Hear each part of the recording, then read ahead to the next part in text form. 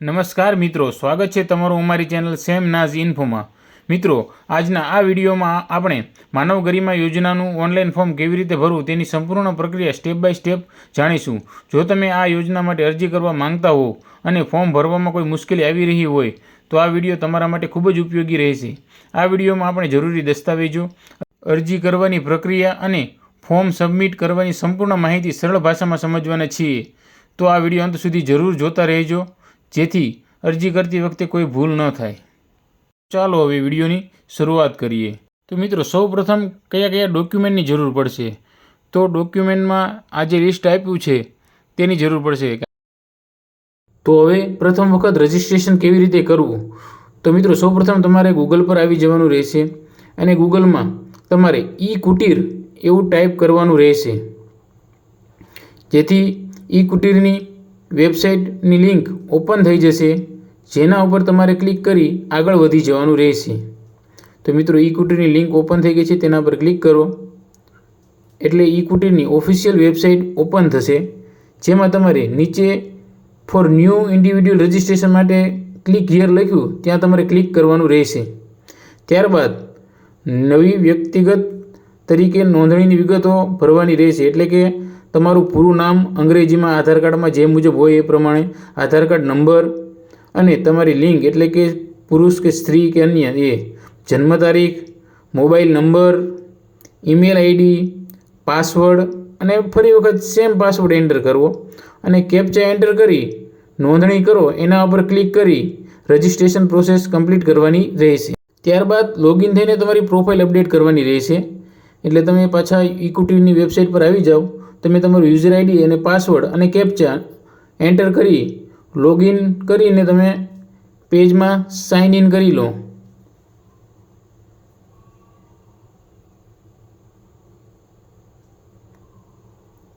ત્યારબાદ અરજદારની વિગતો દેખાશે, એટલે કે પ્રોફાઇલ અપડેટ કરવાનું કહેશે। તો એમાં તમારે અરજદારનું પૂરું નામ અંગ્રેજીમાં લખવાનું રહેશે, એટલે સેમ નામ ગુજરાતીમાં પણ બાજુમાં લખવાનું રહેશે।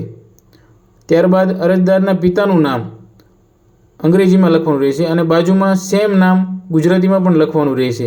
ત્યારબાદ આધાર કાર્ડ નંબર તો આવી જ જશે, પછી અરજદારની જન્મ તારીખ પણ આવી જશે। ત્યારબાદ અરજદારની જાતિ લખવાની રહેશે, એસસી, ઓબીસી, એસટી જે કંઈ પણ હોય એ। ત્યારબાદ તેની લિંગ એટલે કે સ્ત્રી છે પુરુષ છે એ બતાવવાનું રહેશે। ત્યારબાદ વિધવા છે કે ન એ લખવાનું રહેશે। ત્યારબાદ મોબાઈલ નંબર આવી જશે, ઈમેલ આઈડી એન્ટર કરવાની રહેશે। ત્યારબાદ શારીરિક વિકલાંગ છે કે નહીં તો હા કા નામાં જવાબ લખવાનો રહેશે, તો આપણે ના લખી દઈએ। ત્યારબાદ અરજદારનો ફોટો પણ જમણી બાજુ અપલોડ કરવાનો રહેશે। આ માહિતી સંપૂર્ણપણે ભરાઈ જાય એટલે તમારે નીચે અરજદારનું સરનામું, હાલનું સરનામું છે તે પણ ભરવાનું રહેશે।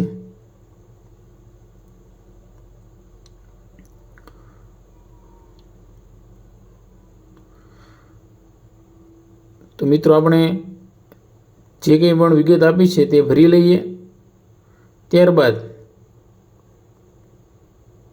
નીચે આવી જઈએ અને અરજદારનું હાલનું સરનામું, જેમાં રાજ્યનું નામ એટલે કે ગુજરાત, ત્યારબાદ જિલ્લાનું નામ તો એ પણ ત્યાં ડ્રોપડાઉનમાં સિલેક્ટ કરવાનું રહેશે, તાલુકાનું નામ, ત્યારબાદ ગામ અથવા વોર્ડનું નામ અને અરજદારનું સરનામું એટલે કે શેરીનું નામ જે કંઈ પણ હોય એ લખવાનું રહેશે। ત્યારબાદ તેની બાજુમાં પિનકોડ નંબર લખવાનો રહેશે, તમારો પોસ્ટલ નંબર જે કંઈ પણ હોય તે તમારે અહીં ટાઈપ કરવાનો રહેશે।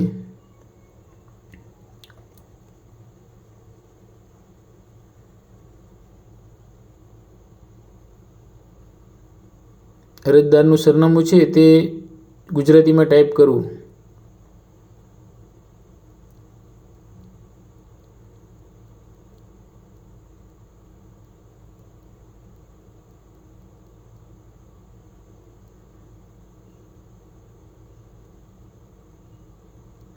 ચાલો હવે પિનકોડ એન્ટર કરી દઈએ।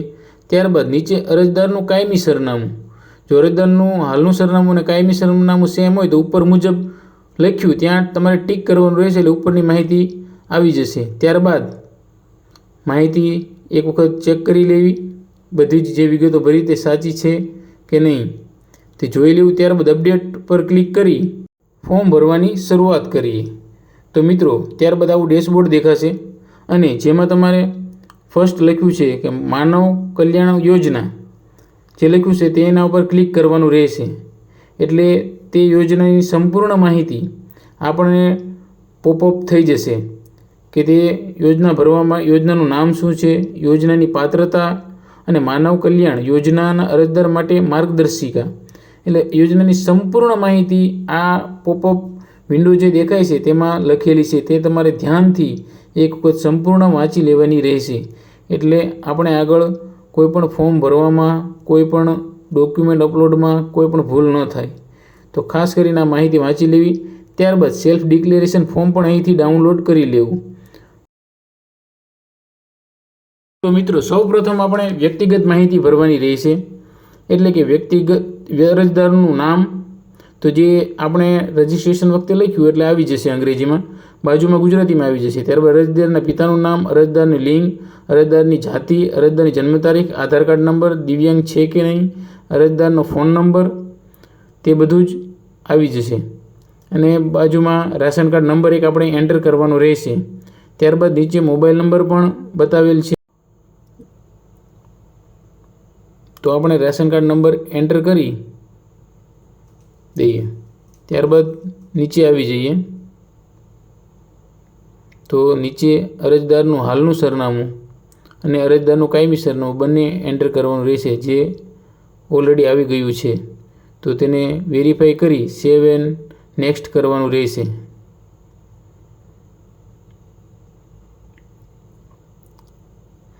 ત્યારબાદ અરજીની વિગતો ભરવાની આવશે. એટલે કે પહેલાં ટૂલ કિટનું નામ, તો ટૂલ કિટના નામમાં જે કંઈ પણ લખેલું છે plumber, beauty parlour, electric appliances, તેમાંથી તમારે સેન્ટિંગ કામ જે કંઈ પણ સિલેક્ટ કરવાનું હોય એ સિલેક્ટ કરી લેવું. તમારા ધંધાને લગતું જે કંઈ પણ હોય તે સિલેક્ટ કરીને આગળ વધી જવું.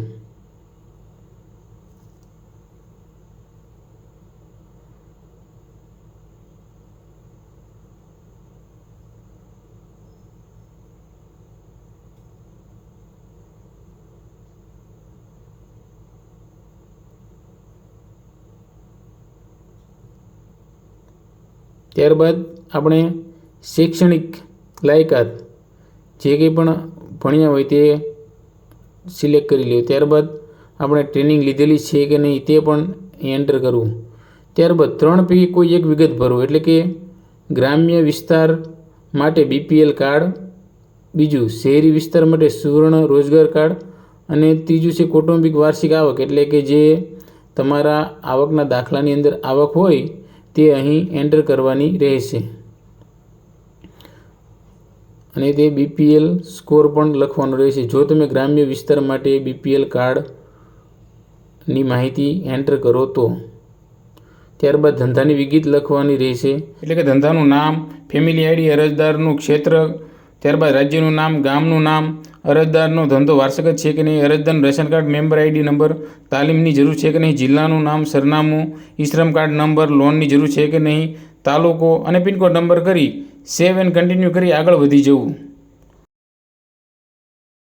ત્યારબાદ તમારે દસ્તાવેજની વિગતો ભરવાની રહેશે. એટલે કે ડોક્યુમેન્ટ અપલોડ જે કરવાના હોય તે બધા જ ડોક્યુમેન્ટ અપલોડ કરવાના રહેશે. જેમાંથી તમારે જાતિનો દાખલો અને આવકનો દાખલો PDF ફોર્મેટમાં અપલોડ કરવાનો રહેશે. અને બાકીના જે છે તે JPG ફોર્મેટમાં પણ અપલોડ થઈ શકશે. બાજુમાં તમારે તે ડોક્યુમેન્ટનો નંબર એન્ટર કરવાનો રહેશે. અને ચૂઝ ફાઇલ લખ્યું ત્યાંથી ડોક્યુમેન્ટ સિલેક્ટ કરી ત્યાં કરવાનું રહેશે. તો એમાં તમે આધાર કાર્ડ, રેશન કાર્ડ, ઉંમરના પુરાવા તરીકે આધાર કાર્ડ અથવા જન્મ તારીખનો દાખલો અથવા ચૂંટણી કાર્ડ, પછી સેલ્ફ ડિક્લેરેશન ફોર્મ, ઈ-શ્રમ કાર્ડ, ત્યારબાદ જાતિનો દાખલો અને આવકનો દાખલો જે કંઈ પણ હોય તે બધા જ ડોક્યુમેન્ટ અપલોડ કરવાના રહેશે. અપલોડ કરી સેવ એન્ડ કન્ટિન્યુ કરી આગળ વધી જવાનું રહેશે. ત્યારબાદ નિયમો અને શરતો, એટલે કે ટર્મ્સ એન્ડ કન્ડિશન્સ. નીચે જે નિયમો અને શરતો લખી છે તેના પર ટિક કરી સેવ એન્ડ કન્ટિન્યુ કરી આગળ વધી જવું. જેથી આપણું ફોર્મ સબમિશન કમ્પ્લીટ સક્સેસફુલી થઈ ગયું છે અને તમારો અરજી નંબર પણ જનરેટ થઈ ગયો છે. તો મિત્રો આપણે જે ફોર્મ ભર્યું તે કમ્પ્લીટલી સક્સેસફુલ સબમિટ થઈ ગયું છે. ત્યારબાદ તમારે તેની PDF પણ ડાઉનલોડ કરી લેવાની રહેશે. જો તમને આ વિડીયો ગમ્યો હોય તો લાઇક, શેર અને ચેનલને સબસ્ક્રાઈબ કરવાનું ભૂલતા નહીં અને આવી જ અવનવી માહિતી માટે અમારી ચેનલ્સને સબસ્ક્રાઈબ કરો. Thank you. જય હિન્દ.